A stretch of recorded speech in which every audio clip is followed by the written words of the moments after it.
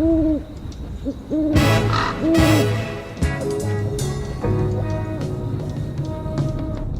Carl Gilliard coming at you live on Facebook. I just want to talk to some of you about some thoughts on my favorite subject, marriage.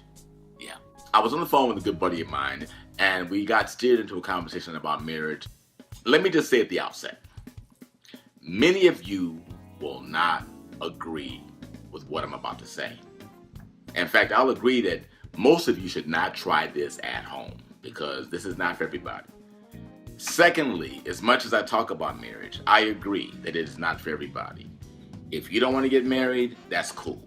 I think you should do what you do and stay single. So this is not for everybody. And I don't think that marriage is for everybody, as a matter of fact. Let me just get to it. How we got started on this was the brother asked me, he said, because I told him that when I married LaTanya in 2014, that I put very little thought into it. I prayed about it, yes. I prayed a lot about it. But in terms of my intellectual thought on whether or not I should do it, I have to say that if I had thought about it, really thought about it, and sided with what I was feeling about my thoughts on the yin and the yang, the pros and the cons of me getting married at that time, I doubt very seriously if I would have done it. I was fresh off a divorce. My money wasn't quite right. I just moved into a new place. I was looking forward to my single experience.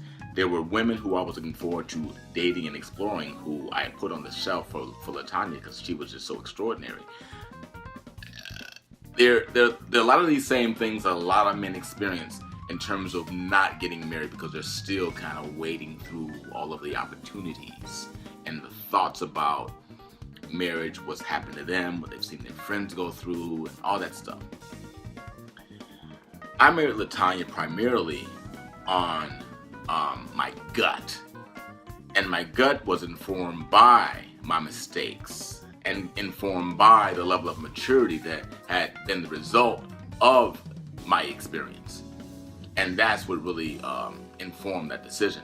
If I had thought about it like for a long time, I would not have done it. And I'm a very intellectual cat. I am very analytical. Pros and cons, I weigh things, I look at this, look at that. I love win-win scenarios when I analyze doing events and do jobs that I do and stuff like that. I love to set up situations in the jobs and the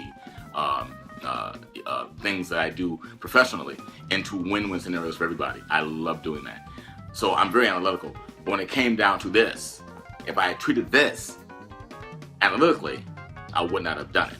Now, why am I going through such length to explain this? Because me marrying LaTanya was the best decision that I could have ever made for myself, in spite of all the things that seemed on the surface, analytically, to be cons. And this is kind of what I see many people do when it comes to choosing a marriage partner. There's nothing wrong with giving it thought. There's nothing wrong with weighing your options. There's nothing wrong with trying to evaluate potential or probable outcomes and weighing those things. But sometimes you gotta go with your freaking gut. Now, if you're immature and you are impetuous by nature and you do crazy stuff like on the regular, I'm not talking to you. If you don't want to get married and if marriage is not the course of action for your life, I'm not talking to you either. But when you go through life and you make mistakes and you make decisions and you learn and you grow and you go through pain and you feel the pain of what you've been through, and then out of that comes knowledge and wisdom, be able to make decisions based upon that. God put that in you. And speaking of God, here's what I'll say to my Christian brothers and sisters, whom I love and have a great affection for. Stop blaming or putting everything on God and the devil for the things that go wrong and the things that go right. You know, why you don't have a husband now, why you don't have a wife now. You're waiting on God to show that person to you. You're waiting on God to bring you the one. Newsflash: God does orchestrate your meetings of people. Yes, he does orchestrate certain things and divinely bring people together and all of that stuff, and the chemistry you feel for the person and all of that stuff. Yes, that's true. But ultimately, it's up to you to pull the trigger. Ultimately, it's up to you to say yes, because that's called faith. If God gave you everything up front and gave you virtually every guarantee that you could ever hope for, so you can minimize all risk, where is the need for faith? Can someone tell me? Where is the need for faith? And then conversely, when you break up with somebody and something bad happens, whatever, you want to blame the devil. Nah, it's the enemy got in there and they permeate. Yes, true. Yes, the enemy gets in there and does stuff. But it's not the enemy, though. It's how you respond to the enemy. It's what you do about it. How you show God's glory in the face of evil. So yes, you can blame the devil if you want to. Why not look at how we respond to scenarios, situations, and adversity and things that the devil does?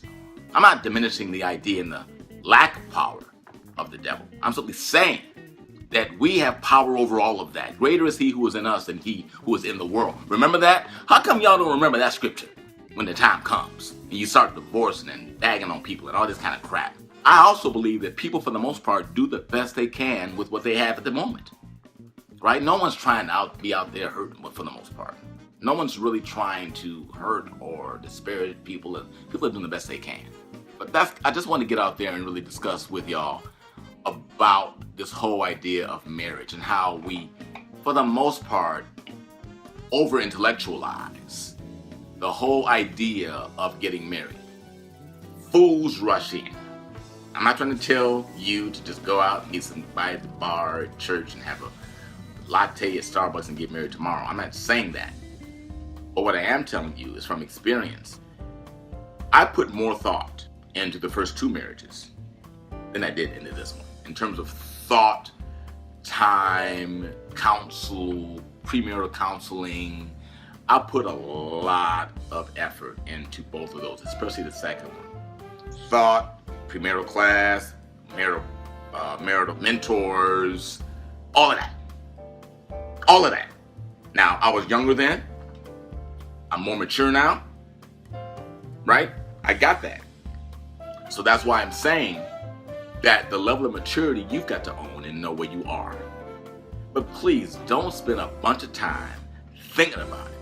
Because I guarantee you, at least if you're like me, that if you think about it enough, you could think your way out of a blessing. And if I had thought about it more when it comes to LaTanya, I'd be in my bachelor pad right now without a wife.